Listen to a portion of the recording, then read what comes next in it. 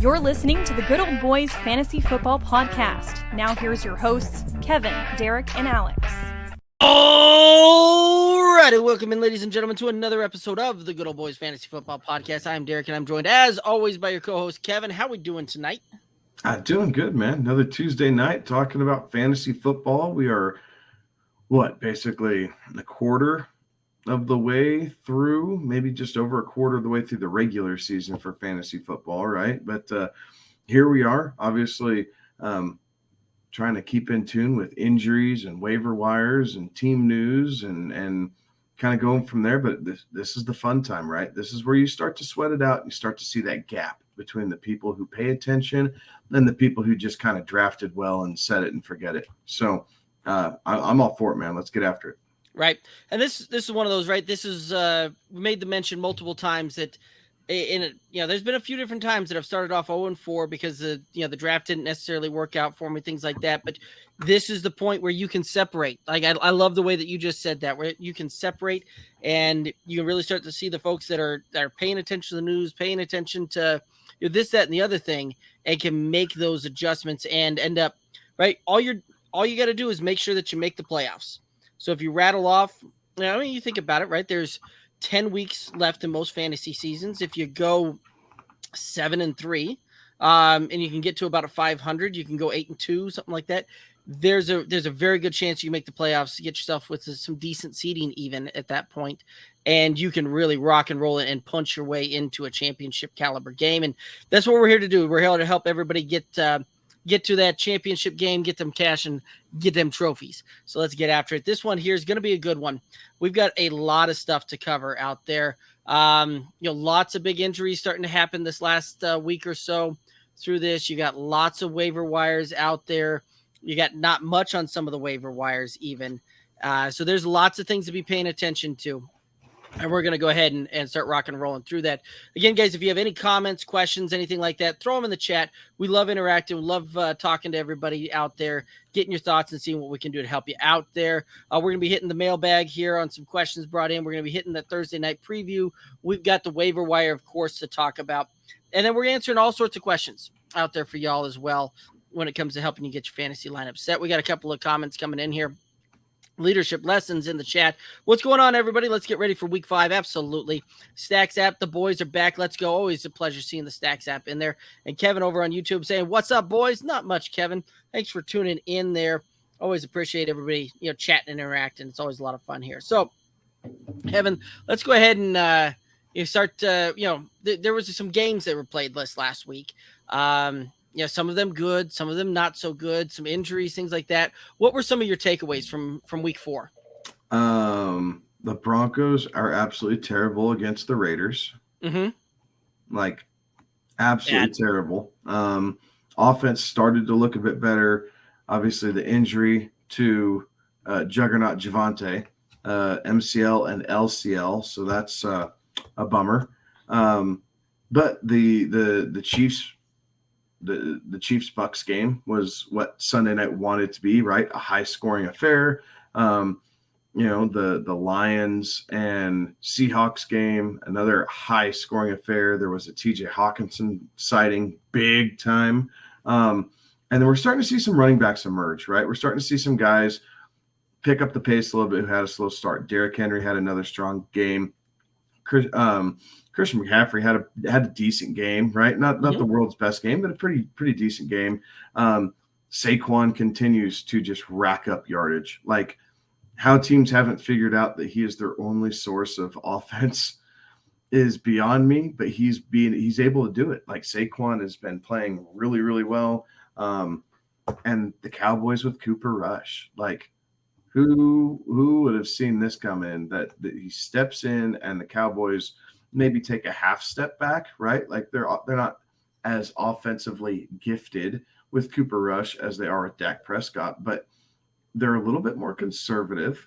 And I think that's actually helping them because this Dallas defense is legit. So it's letting their defense feast and not trying to play outside the offense. Right. And that's that's one of the beautiful and is it just me or does it really seem like Dallas just kind of lucks out in the quarterback department when it comes to some of these late round draft picks, some of these guys that weren't on anybody's radar because Tony Romo was an undrafted guy. Then they go to Dak, who was a 4th-round guy, and then Cooper Rush. I can't even remember the draft capital on Cooper Rush. I'll have to try and look that one up here. But all of these other teams seemingly have to try and go out there and always try and find the guy and always try and do that. And yet, and Cooper Rush was an undrafted free agent. I just saw that as well. So somehow they managed to, whoever's working the quarterback scouting department, I guess, is doing a good job over there in Dallas because they seem to do well with late round and undrafted guys there, whereas that is not the norm for most teams, it seems. Yeah, it's working for him, right? I say he's probably not a season-long answer, but I tell you what, if the Cowboys don't sign him quickly to a 2 or 3 year deal just to keep him around on the roster, there's going to be some team throwing some money at him, trying to get him to come in and see if they can parlay his success with Dallas into something else. And I don't know that he will. Like, for whatever reason, he's played for 3 other teams, and all of them have cut him for a reason. Like, They just didn't think he had it. So there's something that he's doing within this Dallas offense that it's just clicking, right? He's finding CeeDee Lamb. He's not playing outside the offense. Like, he's doing a pretty good job, even if he's throwing it away, right? He's not taking bad sacks. He's not throwing bad interceptions. All the things that you want a backup to do to be able to bridge the gap from when your starter goes down until you can get him back. Right. I mean, San Francisco is probably the only other one that's got a quarterback that can step in and help them win games kind of right off the bat there. Everybody else seems to take a massive step back there, right? Miami's going to see that here, and they're going to realize the glory of Teddy Two Gloves when he has to start a full game there. And they'll be because he came in all right and looked all right in relief on the Thursday night game this last week, but man, oh man, I know watching him last year was just painful up here in Denver. So anyway, it's always interesting to kind of go through some of those and see some of those. Anybody out there, you can follow us on the socials, Twitter, Instagram, Facebook, TikTok at Good Old Boys FF. We're stream live for you Tuesday nights, Friday nights, Sunday mornings on the Twitter, on the YouTube, and on the Twitch. One of the best ways to support this independent podcast, head over to the YouTube channel, click the subscribe button, ring that bell, get all the notices when we go live there. But Kevin, should we go ahead and start hopping into some mailbag here? Yeah, let's hit it. All righty. So lots of questions kind of coming in here for the fantasy mailbag. Let's go ahead and get into it. And guys, again, if you have any questions, anything like that, throw them in the chat. Let's go ahead and chat them out here. Leadership lessons need a streaming tight end option this week. Leadership lessons kind of has that perpetual question in there. So let's go ahead and dive on into it. Who you got as a streaming tight end candidate this week? I don't know that anything has really changed from last week, right? You're looking at Conklin, you're looking at Njoku, you're looking at, Gerald Everett. If somebody kicked him back, you're deeper. You're looking at Irv Smith. You're looking at a Bobby Tonyan who got into the end zone last week for the Packers. Kind of along those lines here. So I would, at this point, what you need to pay attention to is you need to pay attention to, the percentage of snap count that they're on the field for, right? Like, we've played 4 games. We have a good sample size. So something that helps with these streaming tight ends is really understanding how much they're on the field, right? Has it been just kind of fluky where they're only on the field, 35, 40% of the time, and they just happen to be catching a couple balls head their way? Or are they on the field, 65, 75, even 80% of the time, Hayden Hurst, and you're able to kind of pick them up and actually have them be a viable floor option for you. So that's one thing that I'd be paying really close attention to. And you can really start paying attention to matchups now. We have a lot of data through the first 4 weeks. You can see where some of these matchups are good matchups, some of these where they're not so great. So all things to be paying attention to, and right, wrong, or indifferent. I'm picking on the teams that are subpar pass defenses, right? If you're going up against Seattle, that's a tight end I'm looking at streaming. If you're going up against Detroit, that's another tight end I'm looking to stream. So Miami's another one as well. Miami. So all these things are kind of what you can use as tools and information to be able to make the best decision and not just, look at the projected total and say, yeah, this is the guy I want. Right. And excuse me, that's a lot of what we do when we talk about streaming tight ends and where we come through with our streaming tight end candidates there, right? David Njoku, not on many waiver wires. He was definitely picked up in most of them heading through there. So you're kind of looking at it right now, and guys that are less than 50% rostered out there. I'm looking at guys like Tyler Conklin, who's still out there, which is amazing that Tyler Conklin's still on the waiver wire this late into the season with everything that he's been doing. That was one that you and I had called before the season even started, saying this was a late round tight end guy that you needed to be having an eye on. I know a lot of folks are looking at Mo Alley Cox coming off of his monstrous day this last week, seeing if they can parlay that. That's one that I'm not necessarily looking to try and chase there. I wouldn't mind doing that if I had to, but Hunter Henry's another one out there that he's playing Detroit. The matchup is prime there. You may see the tight ends more heavily utilized in this matchup. Mac Jones may still not be able to go. I don't think we're going to see Brian Hoyer, so we may get Bailey Zappi yet again in this one. And Hayden Hurst is another one. So there's 4 streaming tight ends there that I would look at. And I would be, if it's me, I'm going to play Tyler Conklin as my streaming tight end candidate there. Any other thoughts on a streaming tight end, Kevin? No, I don't think so. Awesome. Next question in the mailbag here. Terry over on YouTube. Should I trade Aaron Jones for Waddle and Kareem Hunt? Current team, Russ, Mixon, Aaron Jones, Cooper Kupp, Mike Williams, Njoku, Sutton.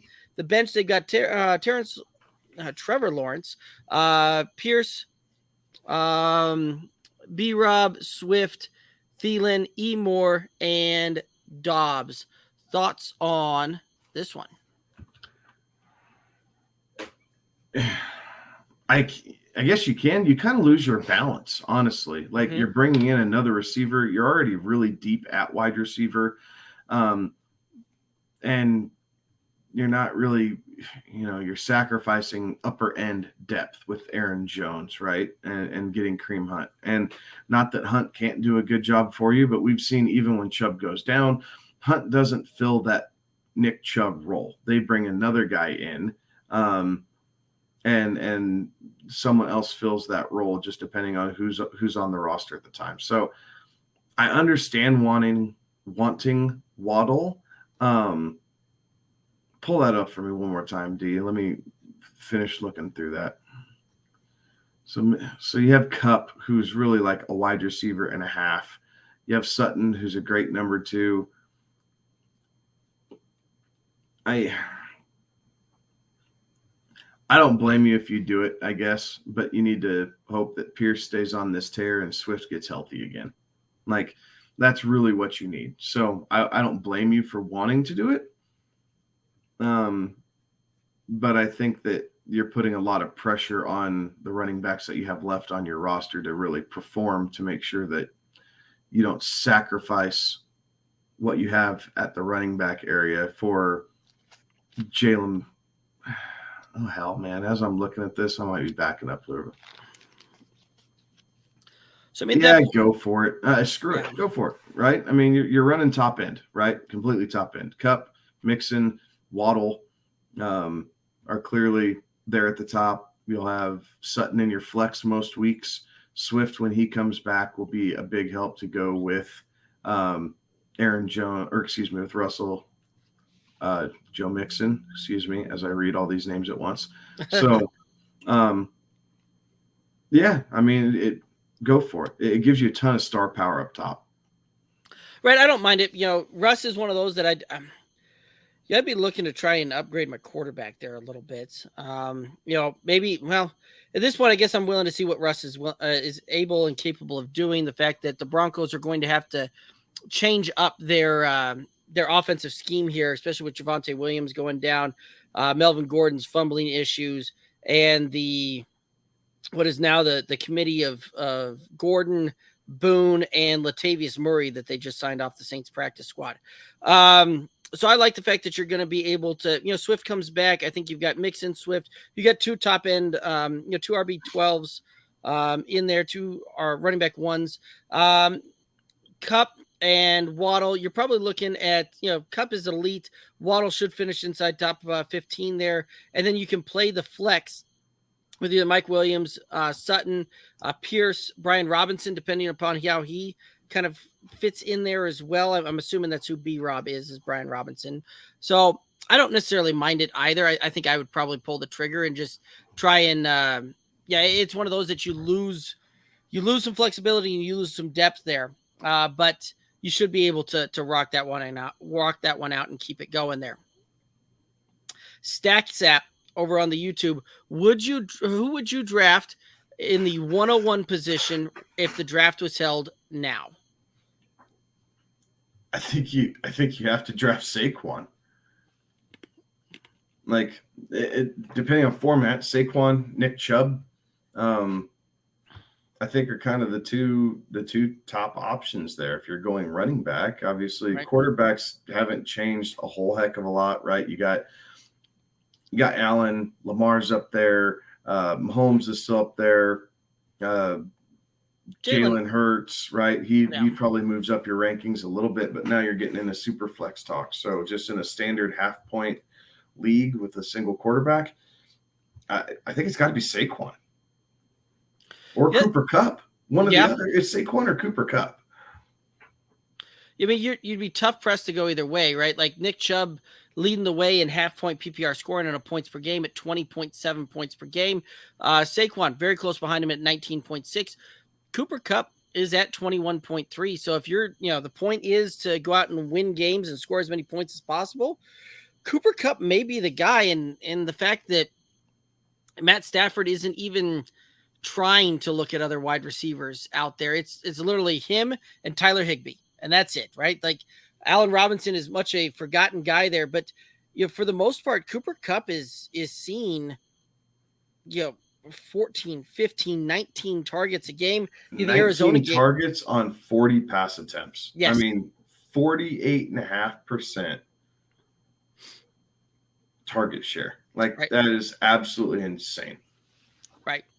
Like it is absolutely otherworldly, the amount of volume that he gets. Now, a lot of the problem is it's not explosive plays, it's not down the field plays, it's not anything like that, but he's getting the volume and the opportunities that typically we see reserved for running backs.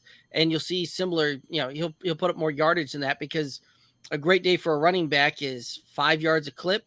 Cooper Kupp's going to get, 9, 10 yards a clip as far as, his receptions go. So it seems to be pretty easy for him just to put up 100-yard games there. And he falls into the end zone, which he's already got 3 touchdowns through 4 games. Like there's bonus points in there too. So I can certainly see going the Cooper Kupp route. I probably, right.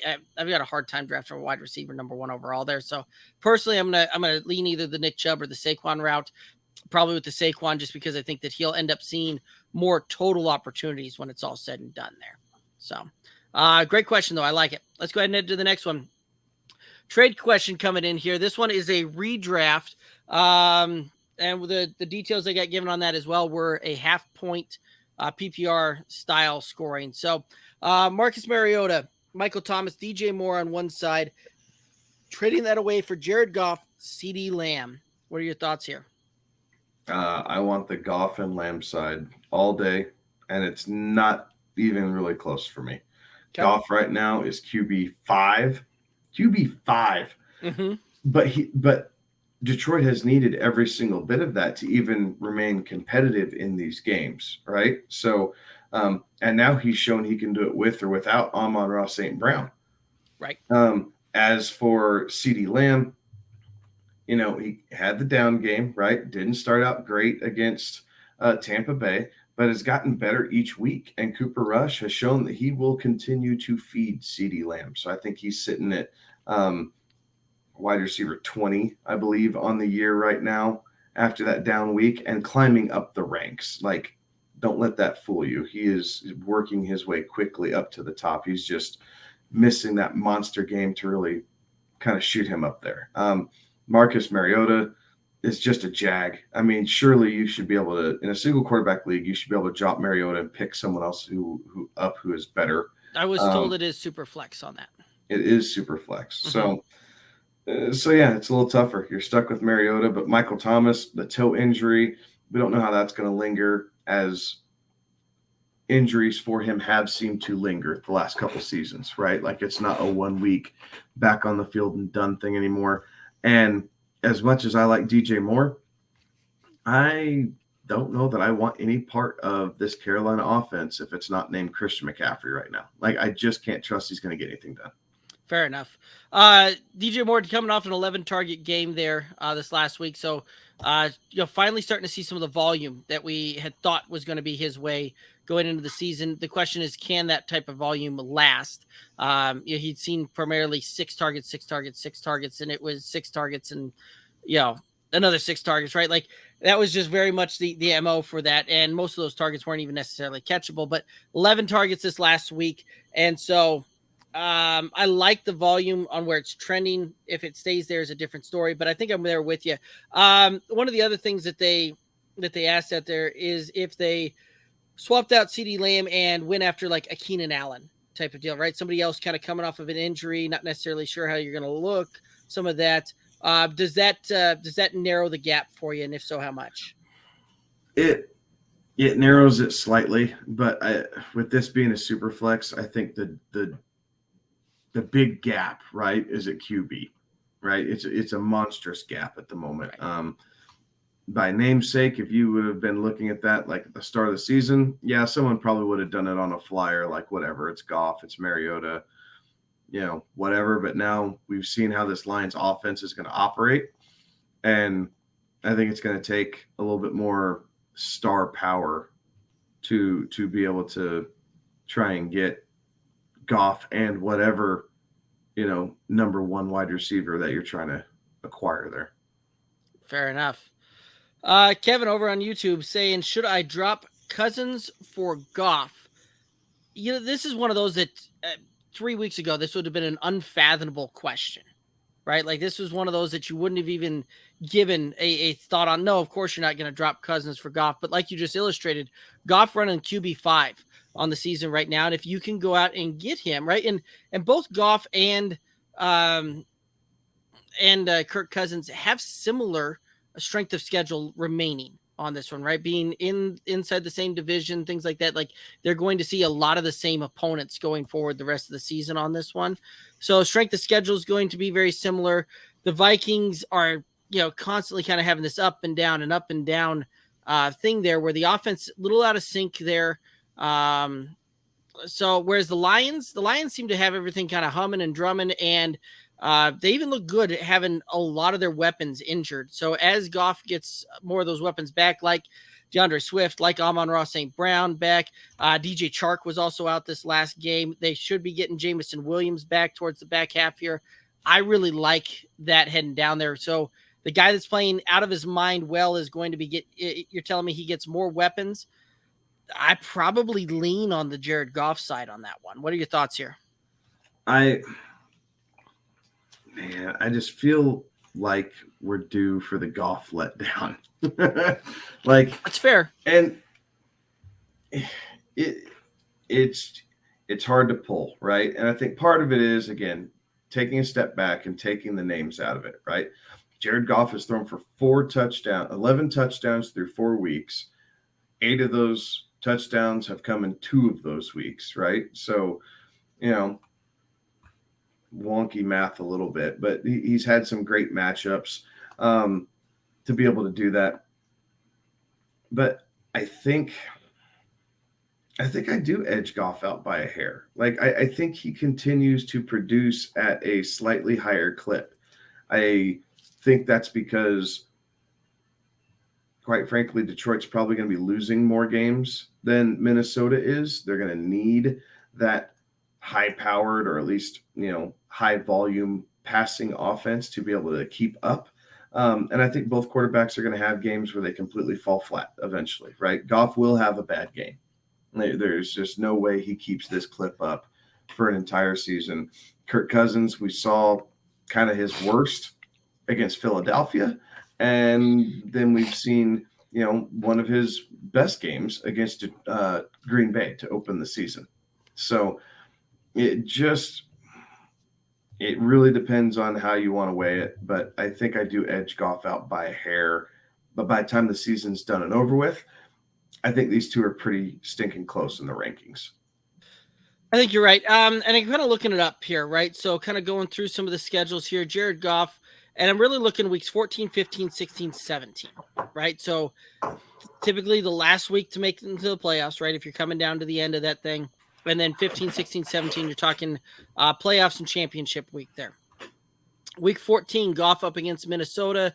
A little bit tougher matchup there for him. Then he's got the Jets, Carolina, Chicago. So big plus matchup, kind of an average matchup, and then Chicago a plus matchup there again. Now, let's take a look here at Cousins and see how that kind of sways things, because I think he's got a little bit easier matchup, same stretch. Week 14, he's got Detroit, so plus matchup there. Then Indy, kind of an average. The Giants, average to decent matchup there. And then Green Bay's been a plus matchup for quarterbacks there. Kind of looking through that last little bit there. Anything that may change that thought for you? No, I think I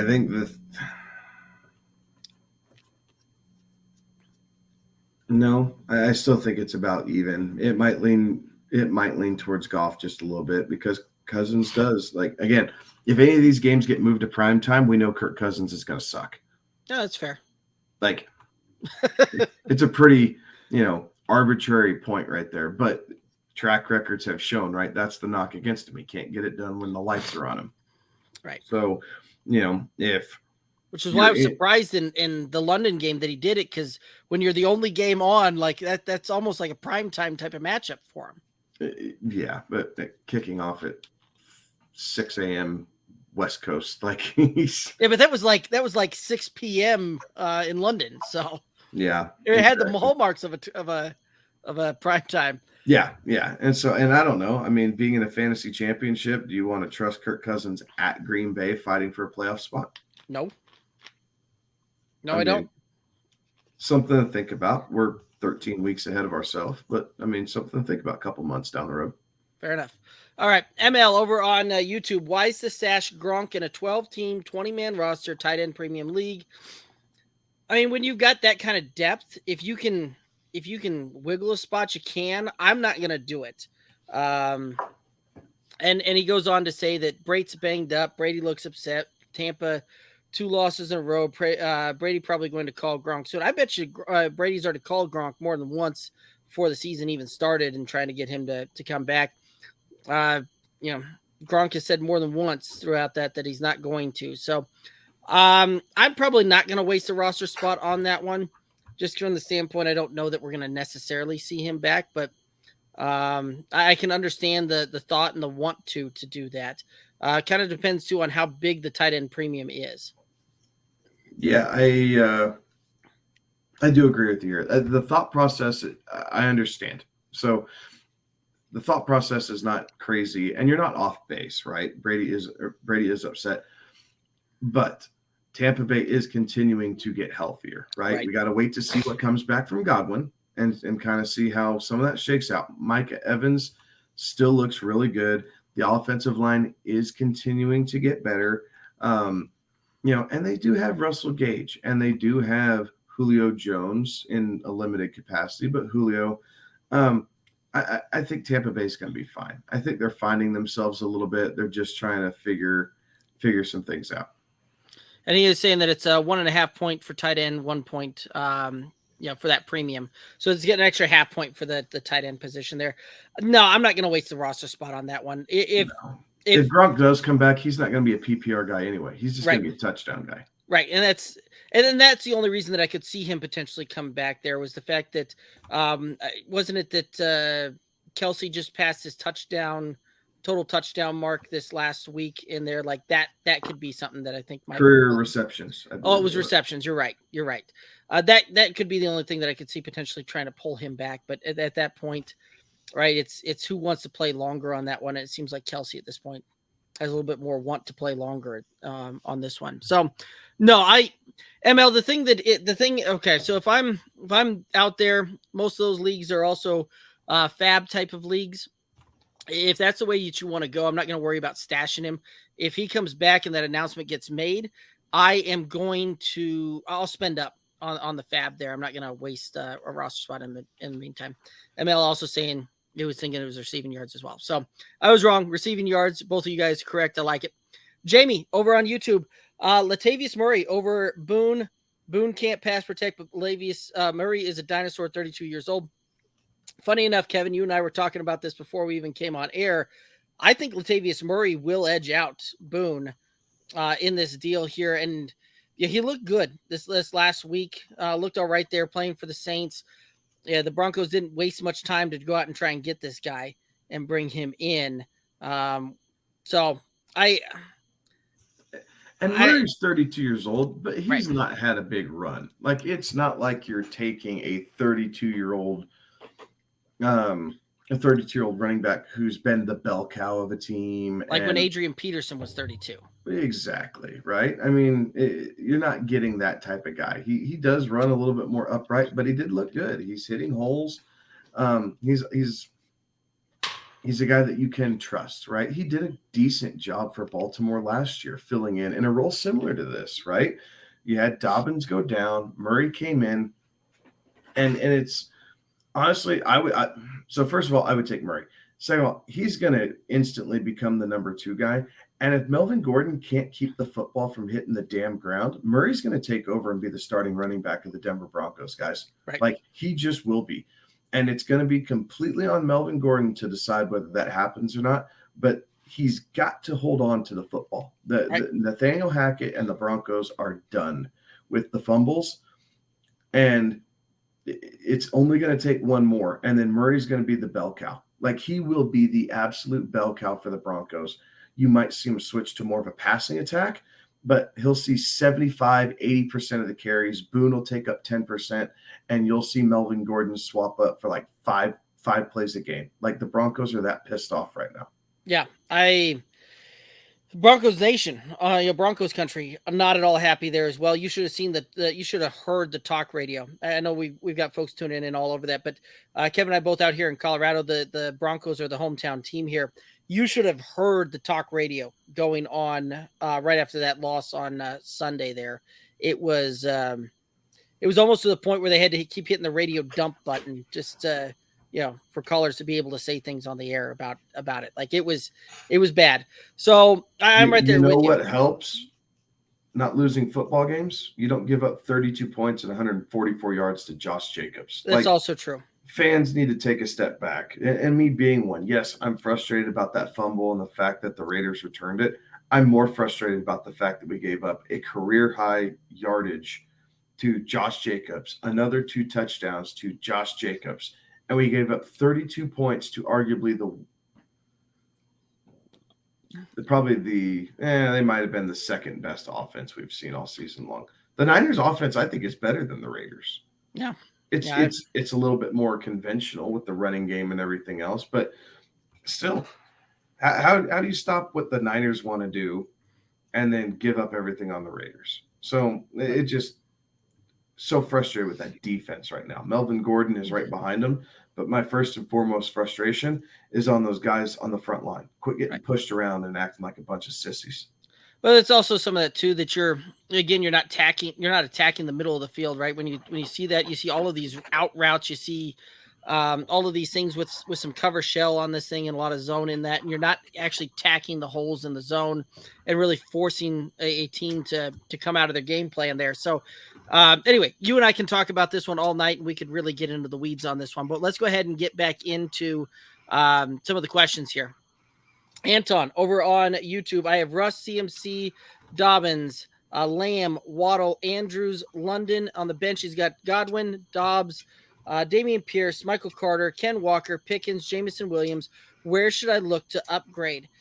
So Anton, if you've got some more details in this one, I would love to hear, if it's a half point, is a full point PPR, what's the, what kind of league are we talking about? Is this an 8, 10, 12 person league out there? Because I see a lot of name power here on this one. Typically something that I would see more of an 8 or a 10-man league than a 12-man league. If you can hit us up with some of that, but quarterback would be one of the things I'm looking to make over quickly. Half point 12. I don't know that I'm giving up a whole lot here. Like I don't. I think Michael Carter and Ken Walker might be the pieces that you can upgrade on, right? Mm-hmm. I think I would take a flyer on Brian Robinson if he's out there over probably Kenneth Walker, honestly. Seattle's offense just isn't built to run the football right now. But other than that, to upgrade at quarterback, you're going to have to give up pieces that you already have. And I don't know that you want to, right? Dubs is emerging in this Green Bay offense. Pierce has had 2 back-to-back really good weeks for the Texans. I think George Pickens, he's going to have a tough stretch here coming up, right? The Steelers' schedule is brutal for about the next 4 weeks. So you're going to have to deal with that. But as he learns and develops, I think come the back end of the season, you're really going to like having George Pickens on your team and being able to use him as a possible flex option. Mm-hmm. Lamb and Waddle is a great receiving combo, and Andrews is the best tight end. So I don't know that I'm looking to change a whole lot. I think I'm riding with this roster until something is brought to me that is just so damn good I can't say no. Right. I mean, I'm looking at that. CMC Dobbins. Dobbins is really looked good this last week, so I'm not looking to. You're going to have a hard time necessarily, doing that, and couple him with Pierce. I mean, you've got a very solid running back too that you can swap out there with a little bit of depth on that one. Lamb, Waddle, both of those guys will be top 20 receivers when it's all said and done at the floor. Andrews top end. London. Yeah, we're seeing some up and down games there, things like that. But Godwin, as he continues to get healthy, also did that too. So I think you've got some incredible depth. And Pierce, he's got plenty of stuff to do at the flex. Yeah, so I mean, it's one of those that I'm just looking at this. The only thing that all across the starting lineup, right? Andrews said it, forget it. Lamb, Waddle both said it and forget it. CMC said it and forget it. Dobbins, you could flop him and Pierce out depending upon the matchup, but I don't know that you're going to go out there and get much better unless you give up some big pieces on that. Same thing with Russ. And actually at this point, I'm okay with Russ. I want to see what the Broncos offense is going to have to do here, because as we just kind of discussed there, they're probably going to have to pass the ball here more so than run the ball. So it could be very interesting how that one comes out. Eventually you're going to have to move through a guy to get up if Andrews for his bye week, right? So eventually you're going to have to make a move. I'd tell you Jameson Williams. Right. I know that he's another piece, but even after he comes back, he's going to be so far behind the learning curve. If this is a redraft league, I just don't see any value for Williams this season, because you're not going to trust him in a playoff game. And that's where he would pop if he's going to pop this year. And you're not going to trust him in the fantasy playoffs just to kind of trot him out there. Like, I don't think he's going to walk in and instantly supplant St. Brown. Like, I think St. Brown is clearly the number one guy in this offense, right? As far as the passing attack goes. So Williams is probably the guy I would drop and look at. If you want something, a little bit more. As crazy as it sounds, Corey Davis is like wide receiver 26 right now. Yep. And like, Zach Wilson crazy. Looks for him. Yeah, and Zach Wilson's been looking for him. We saw that this past week. So Corey Davis is an option. Michael Gallup coming back you already have Lamb though, right? So I know that you don't want to go both, so you don't have to do that. But or even a backup, getting if there's a tight end worth having on your roster, like even just to look at Andrews' bye week, right? And if you see one of the tight ends that's sitting there that just has a really, really good matchup for the bye week of Mark Andrews, pick him up now and drop Williams. You can get Williams back. Yeah. Tyler Conklin could still be out there on the waiver wires, and that would be a decent move there. All right. I like it. Anton, thanks for the question. Let's go ahead and head over to ML. Any thoughts on Denver trading for a guy like Hunt, Ernest Johnson, or maybe go deeper with somebody like a Ronald Jones? Yeah, I don't know that you're necessarily going to see a Ronald Jones thing done there. I don't know that the Broncos are going to go up and give up the draft capital or the capital to go out and get Kareem Hunt or Ernest Johnson, because I don't think that the Browns are going to give up either one of those guys lightly. No. And they're already a little bit strapped as far as draft capital goes because the Russ deal, I think, honestly, I think their scouting department is hammering practice squad guys right now. Right. And seeing who else is a possible option in case Melvin Gordon continues to have the case of the dropsies. Right.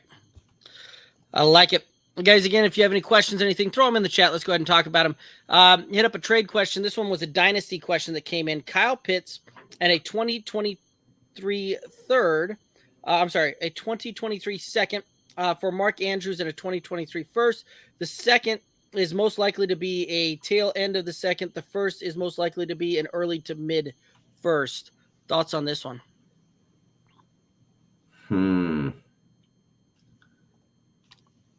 I think I'm staying with Andrews, right? Looking at that 3-year window, I think Andrews is the better prospect, and you end up getting a first-round pick out of that. Yeah, Kyle Pitts will be great 5-6 years from now, but we have no idea what Atlanta's doing at quarterback. We don't know if Desmond Ridder is going to step in at any time soon. We don't know if they're going to turn around and draft another guy in the first round, this upcoming draft, and start this process all over again. I like Kyle Pitts. I'm a Kyle Pitts owner in our home league, but I am so unbearably frustrated with him right now. And really, it's Mariota not giving him the damn ball. So I'm shaking at how irritated I am at the moment. So luckily, I have David Njoku. So guess who I'm playing this week? I'm not dealing with Kyle Pitts anymore after last week. This one catch on 3 targets, 1 catch on 4 targets nonsense is for the birds. So if I get an offer that I like and feel like make my team better in redraft leagues, I'm moving off of Kyle Pitts. If someone really wants that name on their roster, go for it. Dynasty leagues like this, you're playing a 3-year window at all times. And the best 3-year window is Mark Andrews in that first. Right. Well, and Mark Andrews is only 27 years old, so it's not like that, he's an expiring asset, anything like that. We typically see tight ends play very, very high level, when they're at the elite level there, like a Mark Andrews, like a Travis Kelce, Gronk, all of these guys, right? They have a tendency to play well into their 30s, into their early to even mid 30s in some cases there. But you look at it like Travis Kelce, 32 years old, Zach Ertz kind of in that same window there. If Gronk came back, he would also be kind of in that 32, 33-year window there too. So Mark Andrews realistically probably even has a 5-year window, 4-year window before you even, really to think about flipping him and moving him. This 2023 draft class is incredibly deep, and it's got a lot of top-end talent on it as well. So I would much rather have that first and Andrews in there as well than worry about what in the world the Falcons are going to decide to do next year, because you're right. They're most likely going to be bringing in a quarterback there. They're most likely going to be doing some other things with the high draft capital that they're going to have, and still surprises me to no end that you now have a wide receiver that you drafted as a top 10 guy. You've got a tight end that you drafted as a top 5 pick in the actual NFL draft, and you're not throwing the ball at all. Like 19 targets. Come on. All right. I digress. Let's go ahead and head on over. Take a quick break here. Trophy Smack. So here at the Good Old Boys Fantasy Football Podcast, we're all about cash and trophies. And now you can get a completely customized trophy for your league at TrophySmack.com. Want a championship belt or a winner's ring? Trophy Smack has you covered. Check it out, TrophySmack.com. You can find the description, or you can find the link to it down in the description. And when you all order through that link, you can help the boys out there as well. So Kevin, let's go ahead and talk some waiver wire here. What are some big names that you're thinking? Maybe not even big names. What are some names that you're thinking here rocking on the waiver wire for this week? I think that we're looking at a couple different things, right? Tyler Algier is a guy that will be rostered. So if you're needing some running back help, you want to pick him up. He's probably first and foremost. Melvin Gordon is probably even after that. Like Melvin Gordon should be rostered in all leagues, but if for whatever reason he's out there, yes, you want to try and pick him up. On the receiver side, I do think that there's another running back, Brian Robinson. Make sure you're going through your free agents and make sure that Brian Robinson is either rostered or you need to put in a claim and grab Brian Robinson, because here in about 2 weeks, I think he's going to be rostered in every league regardless, and you're going to be missing out. On the wide receiver side, again, Corey Davis, wide receiver 26, I believe, on the season. He's had some really good success with Flacco and with Zach Wilson now, so he's a guy that you want to look at. In deeper leagues, I think you want to take a look at Alex Pierce from Indianapolis. It can't be Michael Pittman all the time. This Colts team has shown that they are going to be trailing games, and it's going to be some boomer bust because Matt Ryan, that's just kind of how he rolls. But Alex Pierce is a guy that is worth a look at to be able to roster if you're needing some help at wide receiver. I can't imagine that Romeo Doubs is still out there, but if for some reason he slipped through the cracks, he's a must-add. And then his tight end, we've kind of hit through all those tight ends. So outside of that, I don't know that I'm spending a whole lot of fab or wasting a waiver priority unless I know I'm getting like a guaranteed starter out of this group, right? Outside of that, you're adjusting, right? If you have some dogs on your team and you just don't want to deal with them anymore, it is now time to drop them and start working through the upgrade process. So, keep an eye on that. Keep an eye on Josh Palmer again, right? If Keenan Allen still doesn't come back, Palmer's a guy who continues to have some interest there if he's not rostered. And another one would be Kendrick Bourne for New England. Slower start, yes, but again, if Jacoby Myers is out yet again, he's another guy who can step in, get you a little bit of help there. I would stay away from all New York Giants receivers. I don't think that any of them can be truly trusted.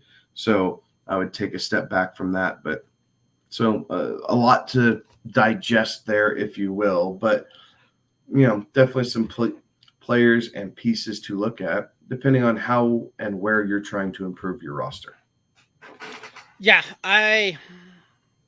this waiver wire is an interesting one there, right? Like running back is a kind of a line or landmine right now. Wide receiver, you still got some options out there with lots of players there, and then you've always got the streaming options there. I love it. Let's go ahead and hit up some of the Pine and Shine results from last week. So Pine and Shine. Alex last week on his Pine called for Cam Akers against the Niners. He definitely hit that one. I called for the Pine on Juju Smith-Schuster, who definitely came in under his his props there. And Kevin, hit us up with your Pine. That's one. I kind of had the mix between Dalvin Cook, Alexander Madison as a Pine. I'm calling them both a hit. Madison had 5 total touches. Yes, he had the touchdown, but did not return value on what people thought could be a big game for him. Dalvin Cook had 80 yards, right? Yeah. Something like that. So he got you 8 points, right? He got you 8 points. So it was all underperforming. So I'm taking that as a win too. Like if you played those guys, you weren't happy with the outcome. No, you really weren't. So I called for David Njoku on the Shine, 5 for 775 yards there as a streaming type of tight end. Definitely kind of got you about what you were expecting, maybe a little bit more so there on that one. What about your Shine? Yeah, I gave one back to you. I had Gabe Davis, who just completely fell flat against the Baltimore Ravens. So unfortunately, I took a bit of a loss on that one. Alex also joined you on the L on the Shine there. Robbie Anderson was his Shine, saying that the Cardinals struggle against the pass Anderson was having lots of success, many targets throughout the first couple of weeks there.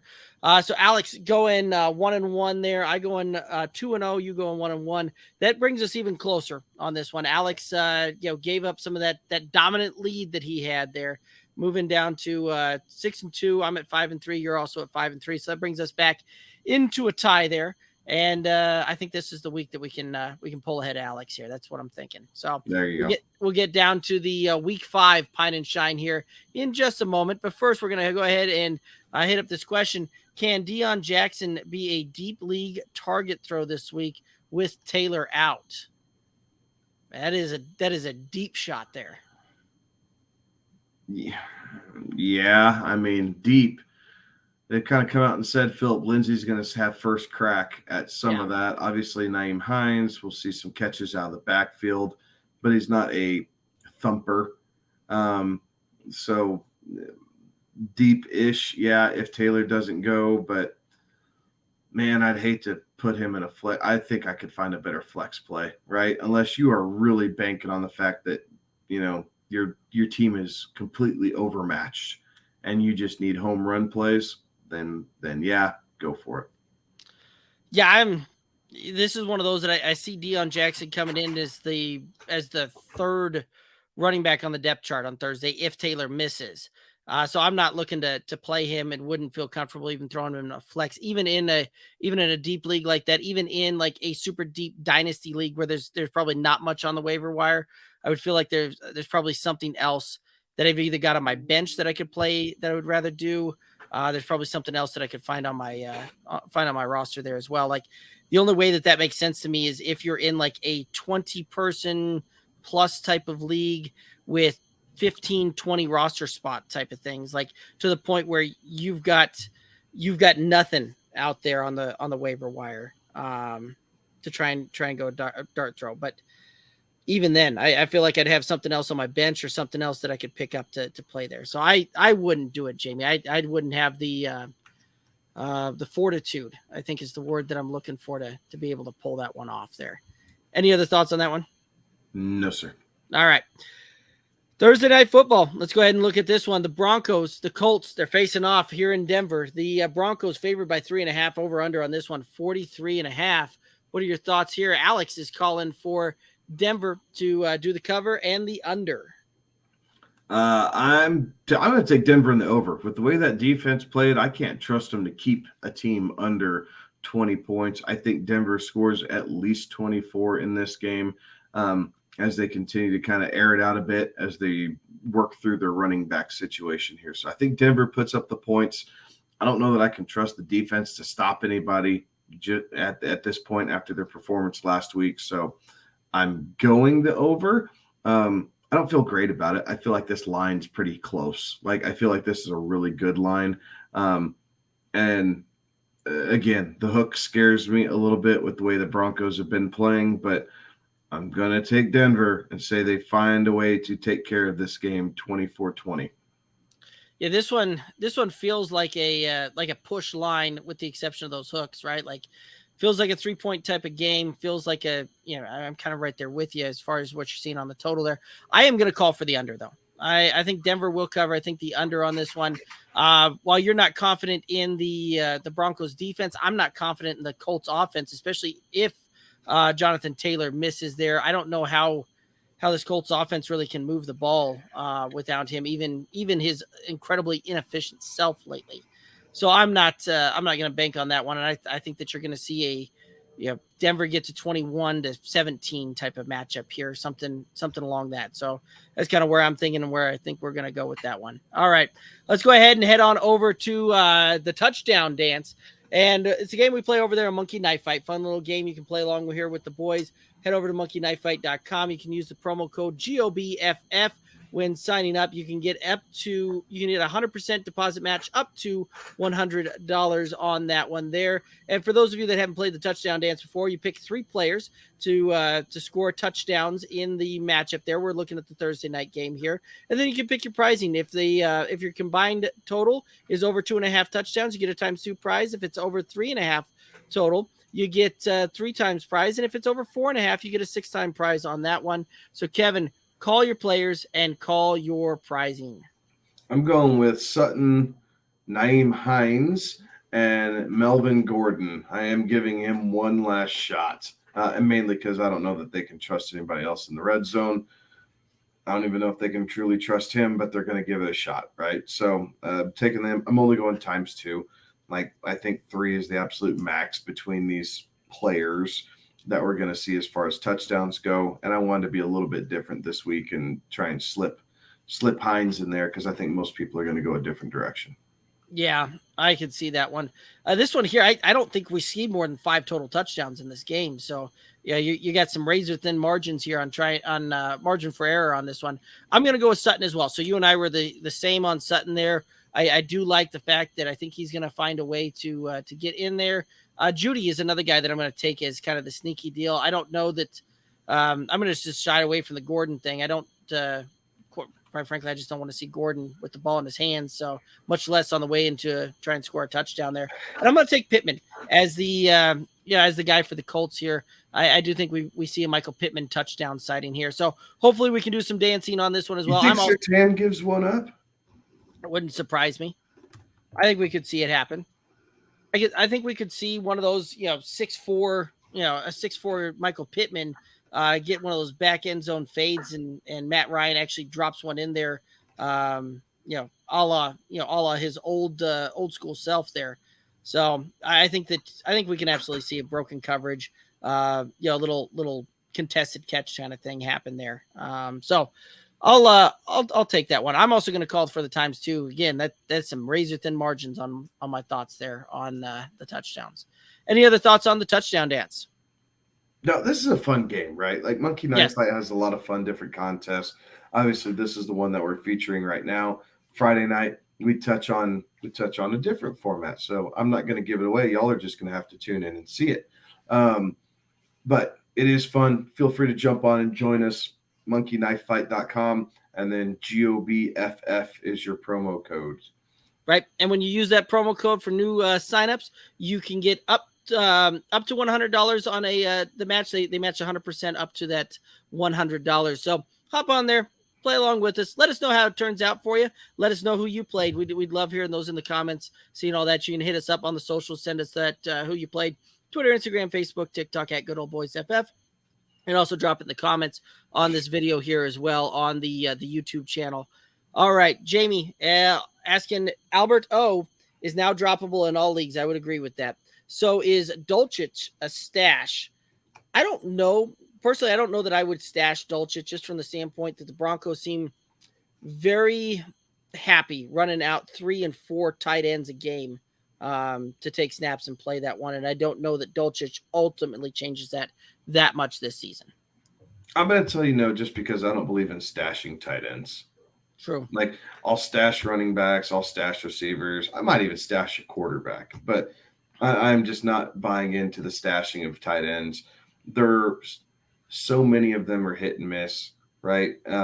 Yes, we've had some nice beginnings of the season from Everett and Conklin and Njoku and Hayden Hurst, but we've also had duds, right? Like, we've had bad weeks from Kyle Pitts. We've had terrible weeks from TJ Hawkinson. We've had Irv Smith Jr. completely disappear. Dalton Schultz gets hurt, right? Dallas Goedert last week didn't do a whole hell of a lot. So, if you don't have Kelsey or Andrews, you're pretty much looking for the best playable option each week. So I don't know that I'm wasting a roster spot on a guy that coming into the season, I thought would supplant Albert O as kind of the number one tight end. But seeing how Nathaniel Hackett's running this offense now through 4 weeks, I'm not convinced that Dulcich is going to be on the field enough to truly make a fantasy impact. Like, I think that might be coming later as he develops a bit more.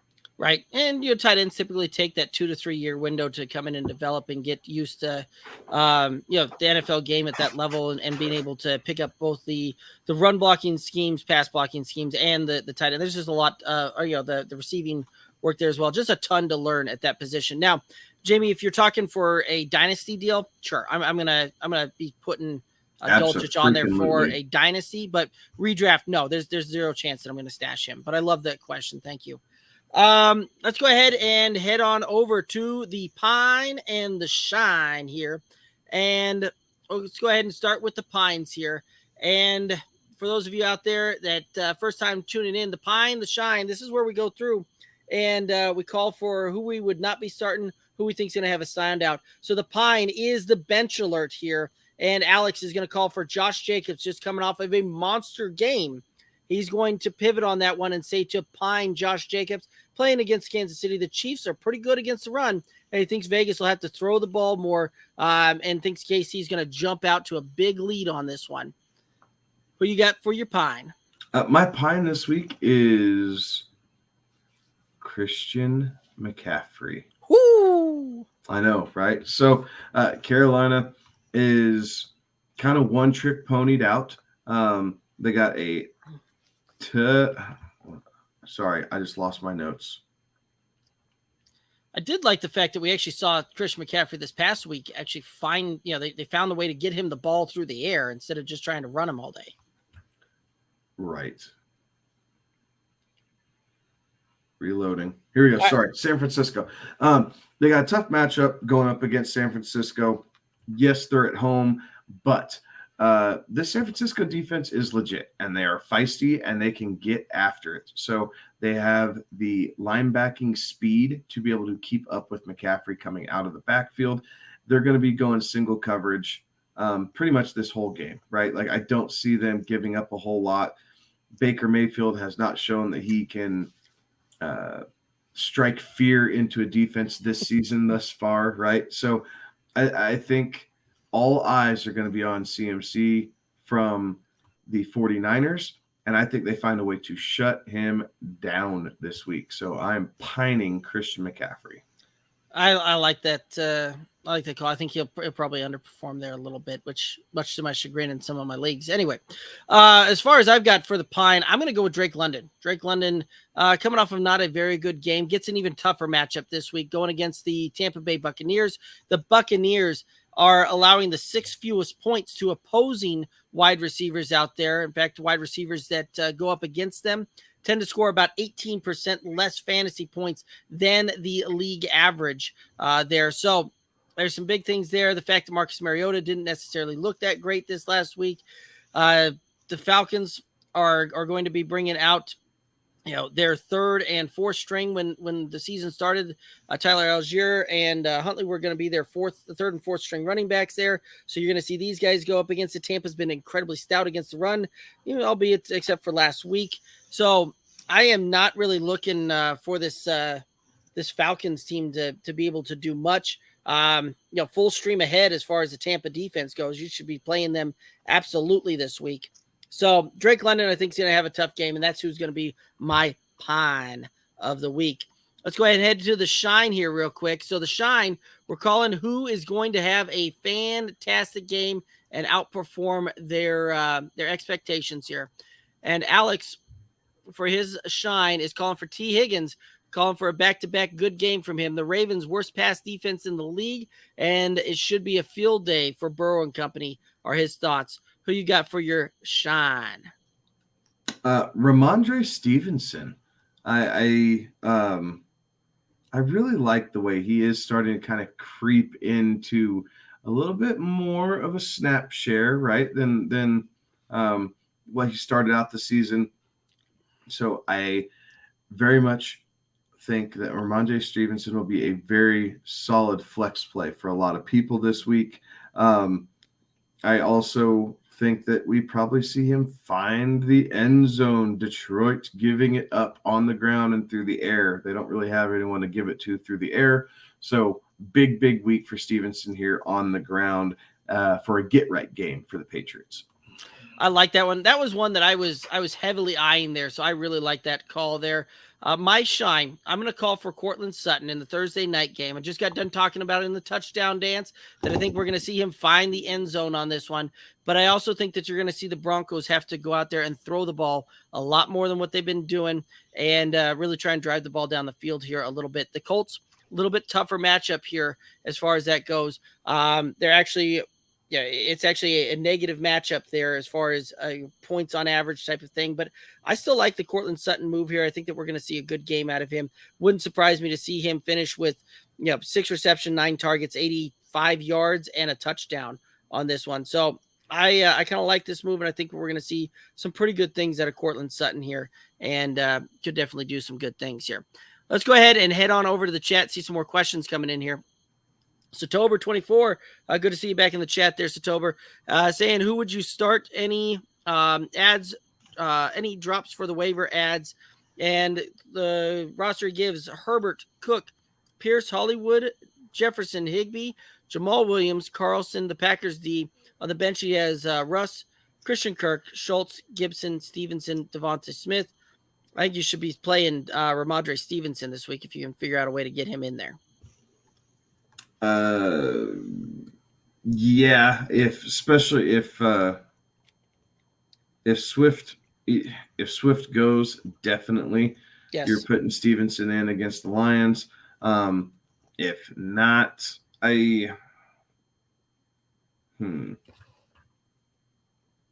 from the life of me, cannot remember who's Jacksonville's playing this week. Derek, do you happen to know? I can find out for us real quick. It escaped my mind here as well.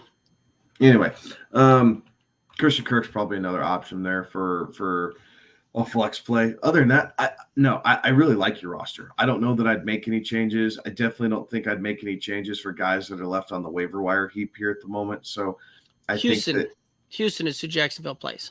Yeah, so you could throw Christian Kirk in there and feel pretty damn good about that flex play as well. Right. And honestly, Kirk might have the safest floor of the three of them, as well as Jamal Williams has been playing. So that's kind of the thing. I like the Packers D. I like him here for the next couple of weeks. This matchup against the Giants in London. They don't know who's playing quarterback yet. They don't have anybody to throw the ball to. The only thing the Packers have to focus on is Saquon Barkley. We'll see if they're able to do it, but I don't expect a high point total in that game. So I think the Packers defense is a smash play for you there too. Yeah, I would agree. I really liked what you've got here with, Herbert's a smash, Cook's a smash, Pierce. And Devonta Smith against the Cardinals. Yeah. I like this roster up and down. I really, really do. So I even like the bench on this one. Like there's normally something on the bench that I can pick apart, and I'm having a tough time doing it. So Satober, I'd probably stand pat as far as that one goes. I think you've got a phenomenal roster here. And Kevin kind of already mentioned some of the things that you could play with, and you could look at your matchup, whether you need more floor play, more ceiling play, things like that for your flex. But I really like the roster as it currently sits, and with the information we've got at the moment, as far as who's going to be out there, who's not going to be out there. So I would just stand pat on that one if it was me. Giovanni Video over on YouTube. What defense do you think will get me the most points this week? Packers, Jaguars, possibly San Francisco, but there's zero chance they're out there for you. Yeah, exactly. So, well, I just picked up the San Francisco defense in the home league last week. That's true. I mean, so I guess it's possible, but yeah, I think those are kind of the three top ones that kind of come to mind. Tampa Bay going up against Atlanta. I think all those are pretty safe plays there for defense that could get you some points. The Buffalo against the Steelers, I like that one too this week. But if you're looking to pick up a defense, Buffalo's definitely not sitting out there. Right. The Vikings are one that's out there that'll might most likely be out there. They've got a very prime matchup against the Chicago Bears.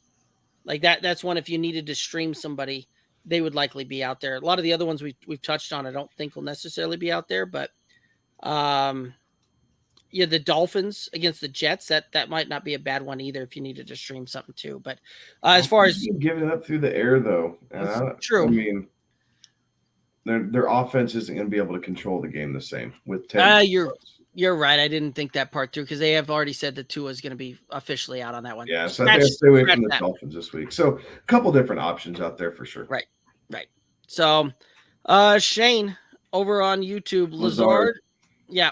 Hands down, smash, not even a question. Yeah, I don't. And then we asked the same. Okay, yeah, it's absolutely Alan Lazard. And moving on. Jamie, Panthers game also has the lowest over under on the slate, so there won't be that many scoring opportunities for CMC. I think he's commenting on back to your pine there, and I think he's liking your thought process there. So thanks for the comment there, Jamie. That's what I'm banking on. Right. We already talked that one there. Mo Diesel over on YouTube. Do I waste my number one waiver spot for Mike Boone? No. Or do I save it? Or do I take Boone's, Hines, or Rashad White half PPR? I'm not gonna. I'm not wasting on Mike Boone. No, absolutely not. We talked about this one a little bit earlier on when we were talking about it. Both Kevin and I are the opinion that Latavius Murray will supplant Mike Boone. Maybe in a week or two on this Denver roster here for that. Nyheim Hines, I'm not a big fan of that one. Yes, he's the big name everybody's rushing out to try and get in a lot of leagues. However, the problem you've got with Hines is that he's not going to take. So if Jonathan Taylor misses, Nyheim Hines probably sees a little bit more passing work to it. You may see a couple more rush attempts there, but Philip Lindsay, I think, is going to get a fair bit of run on that one. And you're going to see the Jonathan Taylor role kind of divvied up pretty equally between those two to the point where, 15 opportunities at the most for those guys. I think you see Denver really ratchet down and try and hold the line on the rushing game after just getting embarrassed by Josh Jacobs. So I think you see a get right game on the ground for them this week. So I'm not necessarily looking to go with Nyheim Hines or Rashad White. Man, I get where people are kind of coming from on that one, but that's a Leonard Fournette show. And I don't know that I'm wanting to waste my number one waiver spot for any of those guys. Any other thoughts on that one? No, I think you're spot on. Got it. Jamie saying his favorite defenses are Buffalo, Tampa Bay, San Francisco, Green Bay, Minnesota. Will have great matchups against bad offenses. Absolutely. So Tuber saying, yes, sir. Thank you. I'll revisit later in the week, going for a third straight championship. That's what we like to hear. That's what we like to see is all about that cash and trophies. Go get it. Giovanni Video, what kicker will get me the most points in an 8-person league? So kicker, what do you got here? Justin Tucker is going to be the guy that you're starting there if he's out there, but if not, Matt Gay from the Rams, Robbie Gould, San Francisco. I think both of those guys are fine plays there. Excuse me. I think honestly McManus for the Broncos is a possible option here playing Thursday night. I think another possible option is here's a crazy one for you. You ready? Yeah. Riley Patterson, the Jaguars kickers against Houston. Yeah. Yeah. Brett Maher for the Cowboys going up against the Rams. Yep. I mean, hell, even was it Cade York for Cleveland going up against the Chargers, who have been giving up defense or giving up points lately. So I think there's a lot of different options. Kickers are so hard to gauge, right? Like we look at it, we think one thing might happen, but as soon as there's a weird turnover or game script is slightly off from what we think it is, kicker's value goes up and down, and there's no true way of telling whether one guy's going to have 2 extra points and 1 field goal or 2 field goals and 1 extra point. Like we think these things are going to happen, but kickers are also closely projected. They're a dime a dozen, and I'm hoping your matchup doesn't come down to a kicker because that sucks. Yeah. Absolutely. Jamie saying kicker streaming usually look at the highest over unders for the games. That's another great way to look at that as well, right? The folks out to Vegas typically do a very good job as far as projecting some of those things and getting an idea of which one will be a high scoring affair. And when in doubt, take a guy that has the opportunity for points. Terry likes Matt Gay for the kicker this week, and Jamie saying Sokup could be on the waiver wire. Yeah, he very well could. That Tampa Bay Atlanta game. I don't know that you're going to see much in the way of. I think that you're going to see Tampa Bay scoring touchdowns in that one more so than kicking field goals. But I do like that call there as well. Kevin, any other thoughts out there on any of the questions, on any of the other stuff we've kind of hit up there? No, I think we're good here at the moment. All right, awesome. Guys, if you have any other questions, go ahead and throw them out there in the chat, and we'll come back and hit those guys up there before we sign out, call it a night. So any other questions, throw them in the chat. Let's rock and roll that. But first, we're going to check in on a little flex fantasy.